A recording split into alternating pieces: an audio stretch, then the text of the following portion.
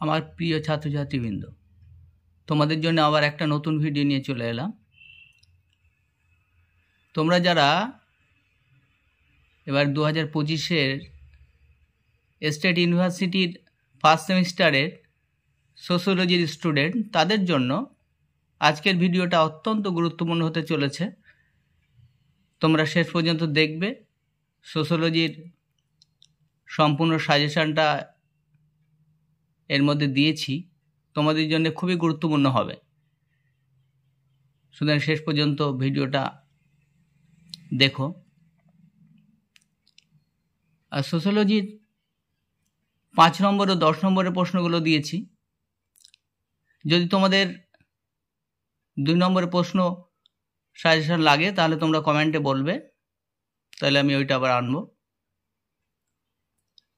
আর ভিডিওটা যদি ভালো লাগে তাহলে অবশ্যই সাবস্ক্রাইব করে রেখো। যারা চ্যানেলে নতুন এসছো অবশ্যই লাইক, কমেন্ট, শেয়ার করো এই ধরনের নতুন নতুন আরও অনেক ভিডিও পাওয়ার জন্য।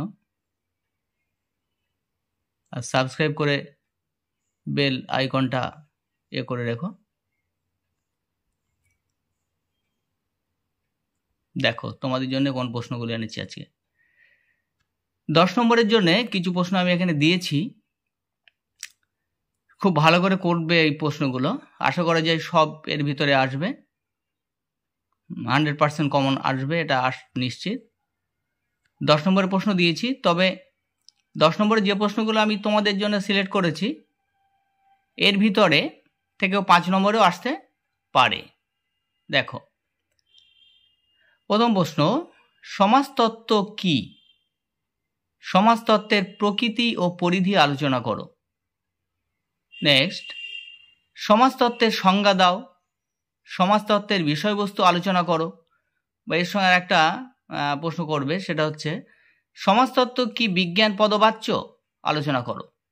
অর্থাৎ সমাজতত্ত্বকে বিজ্ঞান বলা যায় কি না সেই বিষয়টা আলোচনা করতে হবে। নেক্সট দেখো, সমাজ কি? সমাজের শ্রেণীবিভাগ বা প্রকারভেদ আলোচনা করো। সমাজের বৈশিষ্ট্যগুলি লেখো। তাহলে সমাজের বৈশিষ্ট্যগুলো লিখতে হবে, পড়তে হবে, এবং শ্রেণীবিভাগ আর প্রকারভেদ একই রকম, এটা একই ধরনের, ওটা করে রাখতে হবে। পরে প্রশ্ন দেখো, 4 নম্বর প্রশ্ন, সামাজিক নিয়ন্ত্রণ কি? সামাজিক নিয়ন্ত্রণের বিভিন্ন ধরন আলোচনা করো। পরে প্রশ্ন, সামাজিক সংগঠন বা কাঠামো বলতে কি বোঝো? এই কাঠামো আলোচনা করো। 6 নম্বরে কি দিয়েছি দেখো, সামাজিক গোষ্ঠীর বিভিন্ন ধরন বা প্রকারভেদ আলোচনা করো। সামাজিক গোষ্ঠী, সামাজিক বিভিন্ন গোষ্ঠী যেসবগুলো আছে সেগুলোর আলোচনা করতে হবে। জনসম্প্রদায় বলতে কি বোঝো বা জনসম্প্রদায়ের সংজ্ঞা দাও। জনসম্প্রদায়ের গুরুত্বপূর্ণ বৈশিষ্ট্যগুলি লেখো। নেক্সট দেখো, সম্প্রদায় ও সংস্থার মধ্যে পার্থক্য। সম্প্রদায় ও সংস্থার মধ্যে পার্থক্য কি বা পার্থক্য লেখো। নেক্সট দেখো, সংঘের সংজ্ঞা দাও। সংঘের বৈশিষ্ট্য লেখো। নেক্সট দেখো, সংস্কৃতির সংজ্ঞা দাও। ব্যক্তি জীবনে ও সমাজ বা গোষ্ঠী জীবনে সংস্কৃতির গুরুত্ব লেখো। তারপরে প্রশ্ন দেখো, সাংস্কৃতিক বিলম্বনের ধারণাটি ব্যাখ্যা করো। ইম্পর্টেন্ট প্রশ্নটা করে রাখবে। যে প্রশ্নগুলো স্টার দিয়েছি সেগুলো খুব ভালো করে করবে। ওর ভিতরে সব এসে যেতে পারে। আর ভিডিওর শেষে কিছু গুরুত্বপূর্ণ কথা বলবো, তোমরা ভিডিওটা শেষ পর্যন্ত দেখবে। লোকাচার বলতে কি বোঝায়? লোকাচারের বৈশিষ্ট্য ও গুরুত্ব লেখো। নেক্সট দেখো, 13 নম্বর প্রশ্ন, প্রাথমিক গোষ্ঠী ও গৌণ গোষ্ঠীর সংজ্ঞা দাও। বৈশিষ্ট্য ও পার্থক্য। পার্থক্য করলে বৈশিষ্ট্য হয়ে যাবে ওর ভিতরেই। প্রাথমিক গোষ্ঠী আর গৌণ গোষ্ঠীর পার্থক্যটা যদি ভালো করে রাখো তাহলে ওর ভিতরে বৈশিষ্ট্যটাও হয়ে যাবে। নেক্সট দেখো, সামাজিকীকরণ বলতে কি বোঝো? সামাজিকীকরণের প্রধান মাধ্যমগুলি আলোচনা করো, এর গুরুত্ব লেখো। নেক্সট দেখো, সামাজিক নিয়ন্ত্রণ বলতে কি বোঝায়? সামাজিক নিয়ন্ত্রণের বিভিন্ন মাধ্যম বা প্রকারগুলি লেখো, হ্যাঁ, বা আলোচনা করো। সমাজের সামাজিক নিয়ন্ত্রণে ভূমিকা লেখো। এই প্রশ্নটা উপরে তোমাদের ওই 4 নম্বরের সঙ্গে প্রায় একই হয়ে গেছে, একটু এ করে নিও। আর শুধু এখানে গুরুত্বটা আলাদা দেওয়া আছে। আগে 4 নম্বরে যে সামাজিক নিয়ন্ত্রণ কি, যে প্রশ্নটা দেওয়া ছিল, আর এখানে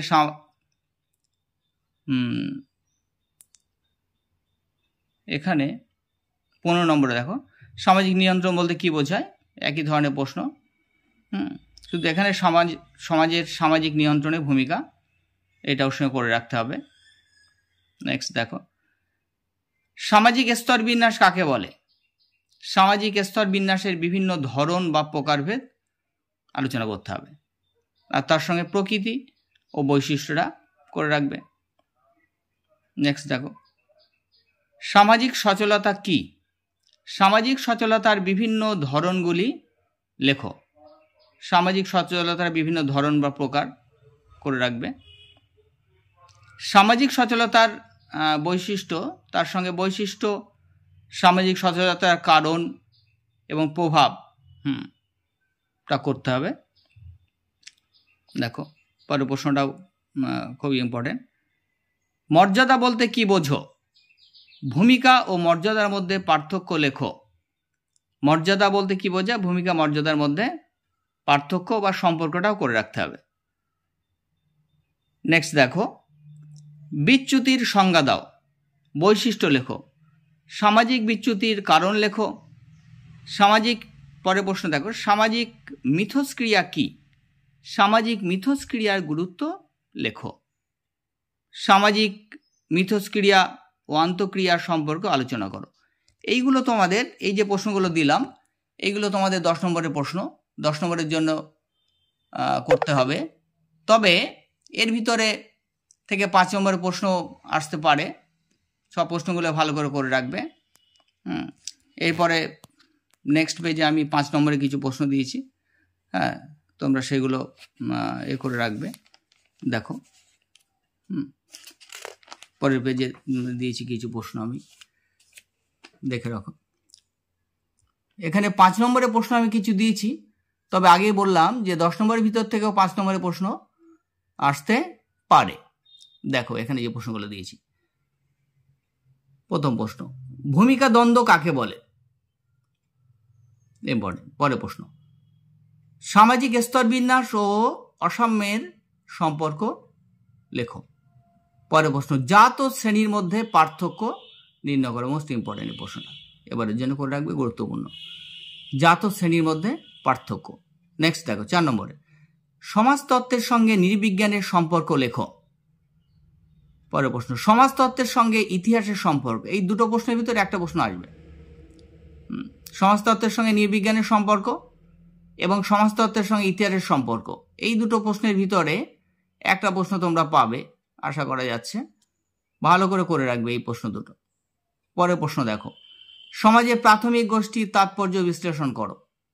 প্রাথমিক গোষ্ঠীর তাৎপর্য বা গুরুত্ব করতে হবে। 7 নম্বর প্রশ্ন দেখো, প্রকৃতি প্রতিপালক বিতর্ক কি? প্রকৃতি প্রতিপালক বিতর্ক কি করে রেখো।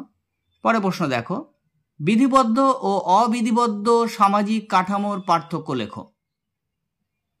পরের প্রশ্ন, সমাজে ভূমিকা দ্বন্দ্ব কেন হয়? মোস্ট ইম্পর্টেন্ট প্রশ্ন, খুবই গুরুত্বপূর্ণ প্রশ্ন। সমাজে ভূমিকা দ্বন্দ্ব কেন হয় দেখে রাখবে। তারপর প্রশ্ন দেখো, আরোপিত এবং অর্জিত মর্যাদার মধ্যে পার্থক্য নির্দেশ করো। আরোপিত মর্যাদা আর অর্জিত মর্যাদা, এটা করে রাখবে ভালো করে। পরের প্রশ্ন দেখো, জাতি ব্যবস্থা বলতে কি বোঝায়? জাতি ব্যবস্থার বৈশিষ্ট্য লেখো। নেক্সট দেখো, সমাজ ও সম্প্রদায়ের পার্থক্য লেখো। সমাজ ও সম্প্রদায়ের পার্থক্য। পরের প্রশ্ন দেখো, লোকাচার ও লোকনীতি পার্থক্য লেখো। লোকাচার এবং লোকনীতি পার্থক্য করতে হবে। পরের প্রশ্ন দেখো, সামাজিক প্রতিষ্ঠানের গুরুত্ব লেখো। গুরুত্ব তাৎপর্য করতে হবে সামাজিক প্রতিষ্ঠানের। পরের প্রশ্ন দেখো, সংঘ ও সম্প্রদায়ের মধ্যে পার্থক্য। তাহলে 5 নম্বরের জন্য এই প্রশ্নগুলো দিয়েছি। আর আগে যে কথাটা বলেছি যে 10-এর ভিতরেও 5-এ আসতে পারে। টোটাল এই প্রশ্নগুলো ভালো করে যাবে। যে প্রশ্নগুলো স্টার দিয়ে দিয়েছি সেইগুলো ভালো করে করবে, বেশি বেশি করে পড়বে, সবটাই পড়তে হবে।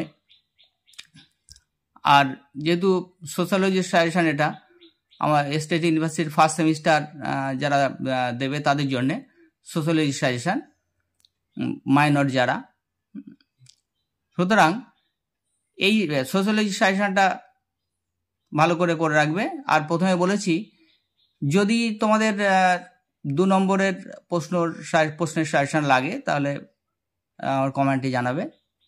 আর ভিডিওটা যদি ভালো লাগে অবশ্যই শেয়ার করে দিও সবাইকে, সবাই যাতে উপকার পেতে পারে। হ্যাঁ, তোমাদের বন্ধুবান্ধব যারা আছে বা নিকট কাছের জন যারা পরীক্ষা দেবে এবার, সবাইকে এটা শেয়ার করে দিও, লাইক করো, কমেন্ট করো। আর সবাই সুস্থ থেকো, ভালো থেকো। হ্যাঁ, আর প্রস্তুতিটা ভালোভাবে নিও।